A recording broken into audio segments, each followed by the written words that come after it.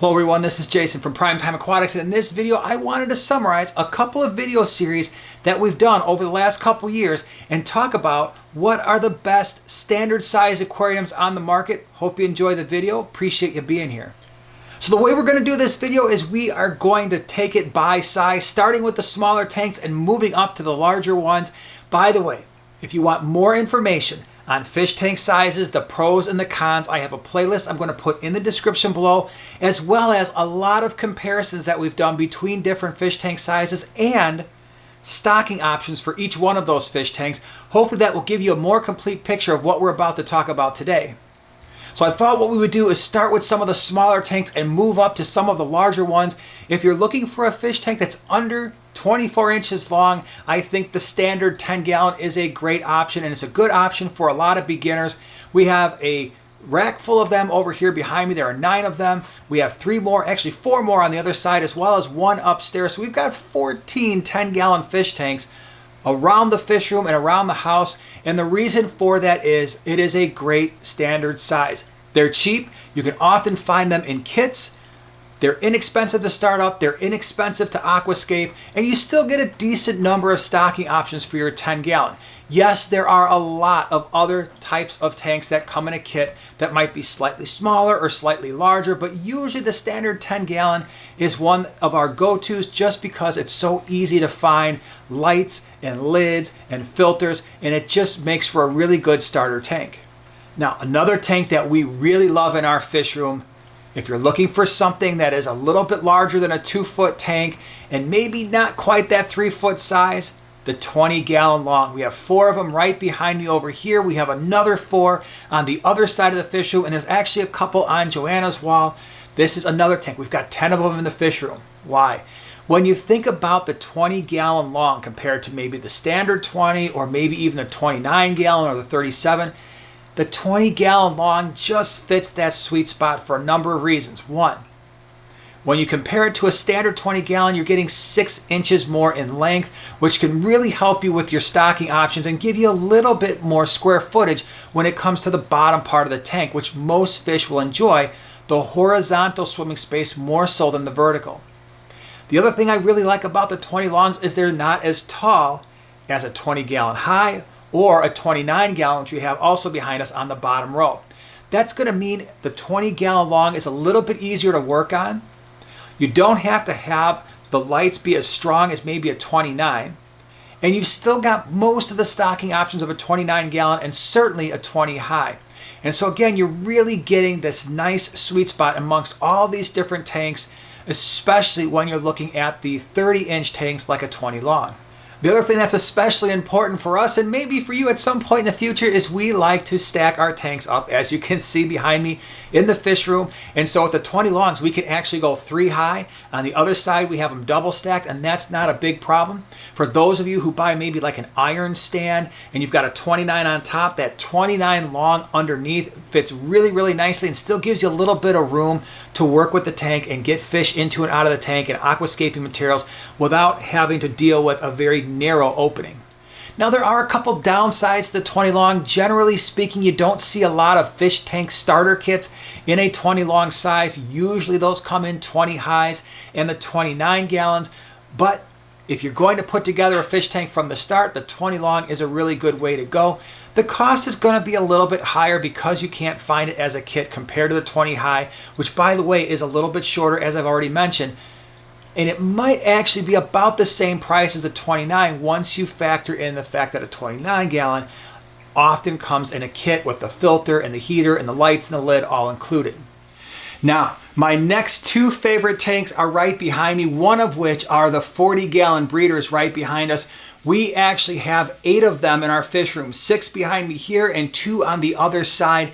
Absolutely love this tank. Now, in this particular case, we're looking at a 3-foot tank, and so now we're moving up in size yet again. We started with a 10-gallon, and then we went to the 20 long, which was 30 inches, and now with the 40-gallon breeder, we are at a 36-inch tank, 3 feet. There's a lot to love about a 40-gallon breeder. First thing I think is, yes, you're getting that 3-foot tank, but it's also 18.5 inches wide. That means you're going to get a lot more stocking options than even maybe like a narrower 55-gallon. And you get a lot more aquascaping options with that extra depth. And so you're getting the best of both worlds.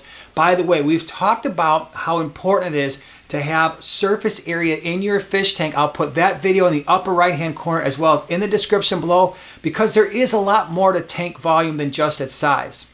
Now, the 40-gallon breeder is a little bit misleading in terms of the name. It's actually 47 gallons. And so it's not that much smaller in terms of volume compared to a 55-gallon, but the 40-gallon has some significant advantages. As I've already mentioned, that surface area, there's a little bit more on the bottom. And again, most fish like to have the horizontal swimming space as opposed to the vertical, especially when you're dealing with things like cichlids. To spread them out a little bit more with that extra area on the bottom can be very helpful.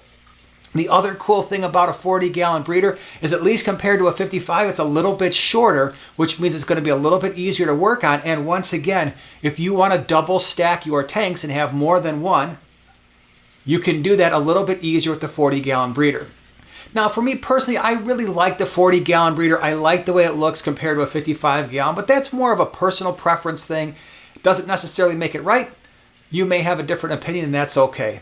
Now, there are some potential issues with a 40-gallon breeder. One, they don't come in a kit, and so you can potentially find a 55-gallon tank that is going to be much cheaper than doing a full 40-gallon setup. And so you have to find the stands, the lids, the lights, the filters. That's all going to be a separate cost, but when you add in all those costs, I think in the end, a lot of times people might be happier with that 40-gallon tank. Not only that, because it's only 3 feet long, it might fit into some people's homes a little bit easier, especially if you've got a smaller home or an apartment. Now, the next tank that I really love, let's say a 3-foot tank is just not something that's for you. You really want the 4-foot tank. You have some options there. You have the 55-gallon, which is a standard size tank, really easy to find. Often you can find them in kits. You have the larger 75 gallons, but maybe that's just a little bit too large. One of my favorite 4-foot tanks is right behind us here, and that is the 33 long. Now, there are a number of reasons for that. One, it's still 4 feet long, and it has the exact same length and width as a 55 gallon. The only difference is it's not so tall, and that provides a couple of advantages. One, just like when we were talking about the 20 long versus the standard 20 or the 29, the 33 long is shorter, and therefore it's going to be much easier to work on, easier to maintain. The other nice thing is when it comes to lighting, the lights won't have to be as strong to grow plants compared to a 55 gallon. And the cool thing for us is we can triple stack these things on a wall, where for a 55 gallon we would not be able to do that. I also really love the look, the dimensions. That shorter tank being 4 feet long, it's just a personal preference thing. I really enjoy that look. Now, there are going to be some disadvantages. The 33 longs can be difficult to find, and when you do find them, they might be expensive. And so you can expect, at least in our area, for a 33 long to pay over $100 just for the tank itself. With a 55 gallon, you might just pay $50 or $60 more and get the filter, the lights, the lid, and the heater all included in that. But I think there is a reward with those 33 longs, and that is the look. You're still getting the 4-foot tank, and for a lot of times, you get many of the same stocking options in a 33 long as you do in a 55. Now, for us, we really love the 33 longs, mostly because we can triple stack them and they're easier to work on. And if I could go back and do it again, the double 55s that we have in the corner over here, I would probably switch them out to 3 33 longs if I was going to redo that corner. Now, the 33 longs are great, but maybe you want something larger. In this particular case, now with a 4-foot tank, I highly recommend the 75-gallon tank that you see right behind us. We actually have 2 of them on this side and 2 of them on the other side.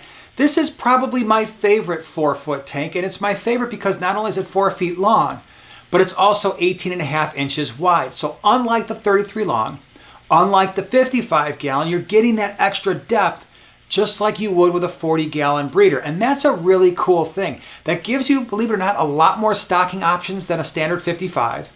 They're about the same height, so you are going to have that issue to deal with. But that extra depth also gives you a lot of options when it comes to aquascaping. Now, the disadvantages, as I've already mentioned, it's a little bit of a taller tank. In fact, it's the tallest tank that we've talked about so far. So if you've got really short arms, you're just really short in general, that might be a little bit more of a challenge. 2, we're really starting to get up there in weight now with a tank that's going to be around 750 gallons when you include the water and the rocks and the gravel and sand and the decorations. You're going to have to start thinking about things like lights and filters. They're going to have to be larger. The lights are going to have to be a little bit more powerful. Usually, there isn't going to be a 75-gallon kit that comes with all of those things. You might find a 75-gallon that comes with the lights, the lids, and the stand, but now we're also talking about a tank that's a little bit more expensive than everything we've talked about so far. But the advantages are well worth it when you get to have all these different stocking options and you really have a large 4-foot tank. All right, the last size tank I want to talk about today, that is the 6-foot tank. Now, if you are somebody who wants to have a centerpiece in a room, the 6-foot tank will definitely command attention. It is an absolutely awesome size tank. And again, we're just talking about standard tanks here, so we're not going to go any larger than a 6-foot tank in this video. That will be left for a separate video. Now, behind me, we actually have a couple 125s, which are 6-foot tanks. We have 2 more on the other side. You may be thinking, wow, he must be recommending the 125 as the 6-foot tank to go to. I like the 125 a lot. It is not the best 6-foot tank in my opinion. Now, what is? The 180 gallon. The reason we don't have them down here is I'm not quite sure they would fit down the stairs leading from our main level into the basement. If I knew they would fit for sure down the stairs, I would have put those in instead of the 125s for a number of reasons. One, by the time you get to a 6-foot tank, there really aren't any standard new fish tank kits out there that include the lights and the lids and the filtration. You can buy those things separately, or you can find somebody who's selling one used and buy it all together. But in terms of actually buying the tanks, usually they're going to have just the tanks for sale and everything else is going to be separate.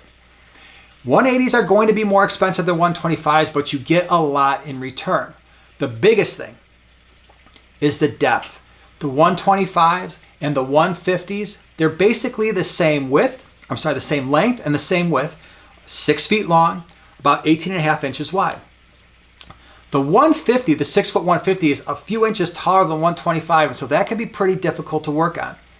What I really like about the 180s is you're still getting that 6-foot tank, but now it's 2 feet wide, and that makes a big difference. That extra 6 inches in width will make a big difference in terms of your stocking levels, your stocking options, and your aquascaping. Just like going from a 12.5 inch tank like a 55 gallon to an 18.5 inch 75 gallon makes a big difference. You'd be surprised how big of a difference it makes when you're going from 18.5 inches down to up to 24 inches. So those 180s are awesome. Now you're going to have some significant potential things to think about. And that is, it's a very heavy tank, and so you have to make sure that your floors are well built for any 6-foot tank. The filtration at this point, you are beginning to think about things like sumps and larger canister filters, because even when you go from a 125 to a 180, hang-on back filters are going to struggle a little bit more to keep up with that massive volume and the potential bioload that you're going to put in that tank. The other cool thing is I think you have a decent amount of stocking options, more stocking options in a 180 compared to a 125. That 125 or the 150, even though it's 6 feet long with only 18.5 inches of depth, it can be very difficult for larger fish to turn around in. We had tinfoil barbs in our fish room and ballast sharks, and one of the recommendations I made when I did those species profiles is if I were keeping those fish again, I would not keep them in anything less than a 180, and it wasn't so much about the 6-foot in length because the 125 supplies that. The real issue was I wanted extra depth to allow the fish to turn and to really live comfortably a little bit more easily. So if I redid my fish room with only the optimal size tanks, the only size tanks you'd probably see in here would be the 10s, the 20 longs, the 40 breeders, the 75s, some 33 longs, and 180s. Those would be my go-to tanks. Not saying the other size tanks don't have value, not saying that the other size tanks aren't cool, but those would just be my favorites. I would love to hear from you down in the comments section below. What are your favorite size tanks? Again, if you want more information on the fish tank sizes and stocking options, check out the playlist in the upper right hand and lower right hand corner. Appreciate you being here, and we'll see you in the next one.